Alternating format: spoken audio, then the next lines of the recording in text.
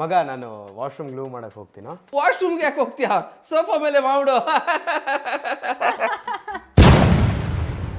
ಮತ್ತೆ ನೆನೆ ಮೆಟ್ರೋಲ್ ಹೋಗ್ತಾ ಇದ್ನಲ್ಲ ಮಗ, ಒಂದು ಹುಡುಗಿ ಜೊತೆ ಐ ಕಾಂಟ್ಯಾಕ್ಟ್ ಆಯ್ತಾಯ್ತಾ. ಅವಳು ಯಾಕೋ ನನ್ನನ್ನೇ ನೋಡ್ತಾ ಇದ್ಲು ಅಂತ ಅನಿಸ್ತಾ ಇತ್ತು ಮಗ, ಬಟ್ ನನಗೆ ಗೊತ್ತಿಲ್ಲ.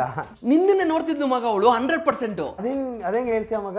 ಯಾವ್ದೋ ಜಾತ್ರೆ ನನ್ನ ಮಗ ಮೆಟ್ರೋಗೆ ಬಂದ್ಬಿಟ್ಟು ಅವನೇ ಅಂತ ನಿನ್ನೇ ನೋಡ್ತಾ ಇರ್ತಾಳೆ.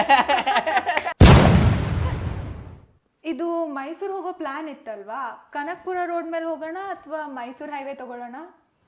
ಮೈಸೂರು ಹೈವೇ ಮೇಲೆ ಹೋಗೋಣ, ಎಷ್ಟು ಸ್ಮೂತ್ ಆಗಿದೆ, ಬೇಗ ಹೊರಟೋಗ್ತೀವಿ. ಏನಂತೀಯ? ನಿನ್ ತಲೆ ತರ ಸ್ಮೂತ್ ಆಗಿರುತ್ತೆ. ಥ್ಯಾಂಕ್ ಯು ಮಗ.